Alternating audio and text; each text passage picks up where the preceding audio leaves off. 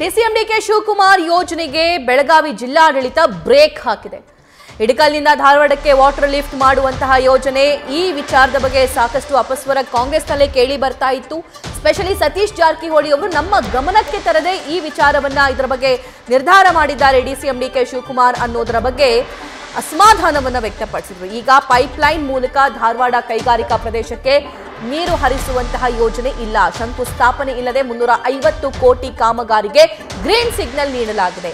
ಯೋಜನೆಯ ತಡೆ ಹಿಡಿಯುವಂತೆ ಹೋರಾಟವನ್ನ ನಡೆಸಿದ್ರು ಬೆಳಗಾವಿಯ ಜನ. ಸತೀಶ್ ಜಾರಕಿಹೊಳಿ ಕೂಡ ಈ ಬಗ್ಗೆ ವಿರೋಧವನ್ನ ವ್ಯಕ್ತಪಡಿಸಿದ್ರು. ಇನ್ಫ್ಯಾಕ್ಟ್ ಅವರ ಗಮನಕ್ಕೆ ಇರಲಿಲ್ಲ ಅನ್ನೋದನ್ನ ಹೇಳಿದ್ರು. ಹೋರಾಟಕ್ಕೆ ಮಣಿದು ಕಾಮಗಾರಿ ಸ್ಥಗಿತಗೊಳಿಸಿದೆ ಜಿಲ್ಲಾಡಳಿತ.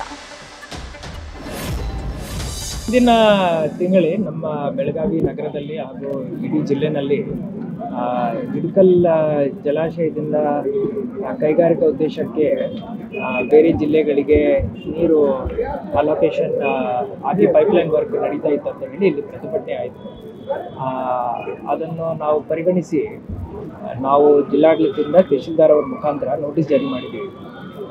ಅದರಲ್ಲಿ ಬರೀ ಒಂದೇ ಪಾಯಿಂಟ್ ಏನಂದ್ರೆ ಎಲ್ಲ ಪರ್ಮಿಷನ್ಸ್ ಇತ್ತು, ಬಟ್ ವಾಟರ್ ರಿಸೋರ್ಸಸ್ ಇಂದ ವಾಟರ್ ಅಲೋಕೇಶನ್ ಪರ್ಮಿಷನ್ ಇನ್ನೂ ಅವರಿಗೆ ಸಿಗಲಿಲ್ಲ. ಸೊ ಆ ಒಂದು ಇಶ್ಯೂ ಮೇಲೆ ನಾವು ನೋಟಿಸ್ ಜಾರಿ ಮಾಡಿ ಈಗ ನಡೀತಾ ಇರೋ ಕೆಲಸ 2-3 ತಾಲೂಕುಗಳಲ್ಲಿ ಇತ್ತು, ಬೈಲೊಂಗಲ್, ಹುಕ್ಕೇರಿ, ಅಲ್ಲೆಲ್ಲ ಸ್ಟಾಪ್ ಮಾಡಿಸಿದ್ವಿ.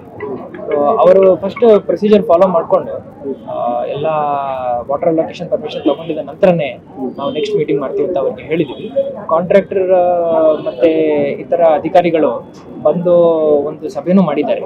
ಆವಾಗ ನಾನು ಮತ್ತೆ ಜಿಲ್ಲೆಯ ಉಸ್ತುವಾರಿ ಸಚಿವರು ನಾವೆಲ್ಲರೂ ಅವರಿಗೆ ಅದೇ ಸೂಚನೆ ಕೊಟ್ಟಿದ್ದೀವಿ, ಎಲ್ಲ ಪ್ರೊಸೀಜರ್ನ ಫಾಲೋ ಮಾಡಿಕೊಂಡು ಈ ಒಂದು ಕೆಲಸ ಏನಿದೆ ಅದನ್ನು ಮುಂದುವರಿಸಬೇಕಂತ ಹೇಳ್ತಿದ್ದೀವಿ. ಸದ್ಯಕ್ಕೆ ತಾತ್ಕಾಲಿಕವಾಗಿ ಬಂದಾಗಿದೆ. ತಾತ್ಕಾಲಿಕವಾಗಿ ರೂಲ್ ಪೊಸಿಷನ್ ನೋಡಿಕೊಂಡು ನಮ್ಮ ಹತ್ರನೂ ಲೀಗಲ್ ಪಾಯಿಂಟ್ ಇರಬೇಕು. ಈಗ ಸದ್ಯಕ್ಕೆ ನಮ್ಮ ಕಡೆ ಒಂದು ಲೀಗಲ್ ಪಾಯಿಂಟ್ ಇದೆ, ಆ ಬೇಸಿಸ್ ಮೇಲೆ ನಾವು ನಿಲ್ಲಿಸ್ತೀವಿ. ಹೋರಾಟಗಾರರು ಲೈವ್ ಡೀಟೇಲ್ಸ್ ನೀಡ್ತಾರೆ ನಮ್ಮ ಬೆಳಗಾವಿ ಪ್ರತಿನಿಧಿ ಶ್ರೀಕಾಂತ್. ಶ್ರೀಕಾಂತ್, ಅದು ಯಾವುದೇ ವಿಚಾರ ಆಗಿರ್ಬೋದು, ಆಡಳಿತ ಆಗಿರಬಹುದು, ಅಭಿವೃದ್ಧಿ ಆಗಿರ್ಬೋದು, ಯೋಜನೆ ಆಗಿರ್ಬೋದು, ಡಿಕೆ ಶಿವಕುಮಾರ್ ವರ್ಸಸ್ ಸತೀಶ್ ಜಾರಕಿಹೊಳಿ ಅವರು ಅಂತ ಬಂದಾಗ ಪ್ರತಿಷ್ಠೆಯ ಕಣವಾಗ್ಬಿಡುತ್ತೆ. ಆದರೆ ಸದ್ಯಕ್ಕೆ ಈ ಇಡಕಲ್ ಜಲಾಶಯದ ವಿಚಾರವಾಗಿ ಸತೀಶ್ ಜಾರಕಿಹೊಳಿ ಅವರ ಕೈ ಮೇಲಾಗಿದೆ.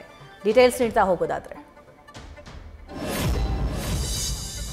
ನೋಡಿ ಸಭಾ, ಏನು ಬೇಸಿಗೆ ಬಂದಂಥ ಸಂದರ್ಭದಲ್ಲಿ ಬೆಳಗಾವಿ ನಗರಕ್ಕೆ ಕುಡಿಯೋ ನೀರಿನ ಸಮಸ್ಯೆ ಉಂಟಾಗತ್ತೆ. ಅಂಥ ಸಂದರ್ಭದಲ್ಲಿ ಬೆಳಗಾವಿ ಜಿಲ್ಲೆಯ ಹಿತಾಸಕ್ತಿಯನ್ನು ಬಲಿಕೊಟ್ಟು ಪಕ್ಕದ ಏನು ಧಾರವಾಡದ ಕೈಗಾರಿಕಾ ಪ್ರದೇಶಗಳಿಗೆ ನೀರು ಒಯ್ಯುವಂಥ ಪ್ರಶ್ನೆ ಏನಿತ್ತು ಅನ್ನೋ ಮಾತನ್ನು ಪ್ರತಿಯೊಬ್ಬರು ಪ್ರಶ್ನೆ ಮಾಡಿದರು. ಈ ಕುರಿತಂತೆ ನಮ್ಮ ನೀರು ನಮ್ಮ ಹಕ್ಕು ಅಂತೇಳಿ ಒಂದು ಸಮಿತಿಯನ್ನು ರಚನೆ ಮಾಡಿಕೊಂಡು ಇಡೀ ಬೆಳಗಾವಿ ಜಿಲ್ಲೆಯಾದ್ಯಂತ ದೊಡ್ಡ ಆಂದೋಲನವೇ ಸೃಷ್ಟಿಯಾಗಿತ್ತು.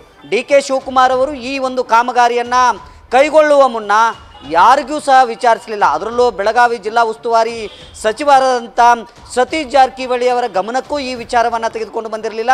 ಅದರ ಜೊತೆಗೆ ಬೆಳಗಾವಿ ಜಿಲ್ಲೆಯಲ್ಲಿರ್ತಕ್ಕಂಥ ತಮ್ಮದೇ ಪಕ್ಷದ ಯಾವೊಬ್ಬ ಶಾಸಕರ ಗಮನಕ್ಕೂ ಈ ವಿಚಾರವನ್ನು ತೆಗೆದುಕೊಂಡು ಬಂದಿರಲಿಲ್ಲ. ಹಾಗಾಗಿ ಸಹಜವಾಗಿ ಏನಂತಂದರೆ ಸತೀಶ್ ಜಾರಕಿಹೊಳಿ ಈ ವಿಚಾರಕ್ಕೆ ಸಂಬಂಧಪಟ್ಟಂತೆ ಭಾಳಷ್ಟು ಆಕ್ರೋಶವನ್ನು ವ್ಯಕ್ತಪಡಿಸಿದರು. ಯಾಕಂತಂದರೆ ನನ್ನ ಜಿಲ್ಲೆಯಲ್ಲಿ ನನಗೆ ತಿಳಿಯದೆ ಈ ಕಾಮಗಾರಿಯನ್ನು ನಡೆಸಲಾಗ್ತಾ ಇದೆ ಅನ್ನೋ ಒಂದು ವಿಚಾರವನ್ನು ಬಹಿರಂಗವಾಗಿ ಹೊರಹಾಕಿದ್ರು. ಇದಾದ ನಂತರ ಜಿಲ್ಲಾಧಿಕಾರಿಗಳಿಗೆ ಸೂಚನೆಯನ್ನು ನೀಡಿದರು. ಆ ಕಾಮಗಾರಿ ನಡೀತಾ ಇದೆನಾ ಇಲ್ವಾ ಅನ್ನೋದರ ಬಗ್ಗೆ ಸಂಪೂರ್ಣವಾದಂಥ ವರದಿಯನ್ನು ತೆಗೆದುಕೊಂಡು ಅದರ ವಿರುದ್ಧ ಕ್ರಮ ಕೈಗೊಳ್ಳಬೇಕು ಅಂತೇಳಿ ಬೆಳಗಾವಿ ಜಿಲ್ಲಾಧಿಕಾರಿಗೆ ಒಂದು ಸೂಚನೆಯನ್ನು ನೀಡಿದರು.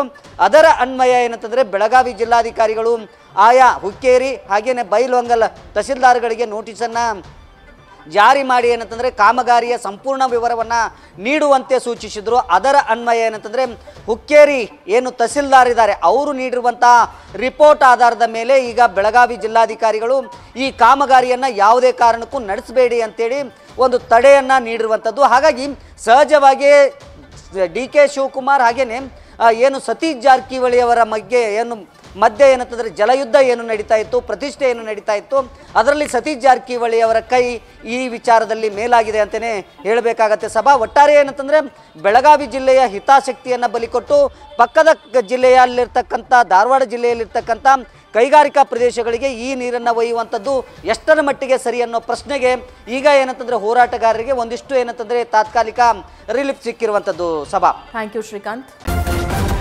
ನ್ಯೂಸ್ ಫಸ್ಟ್ ನಿರ್ಭೀತಿಯಿಂದ ನಿಮ್ಮ ಪರವಾಗಿ.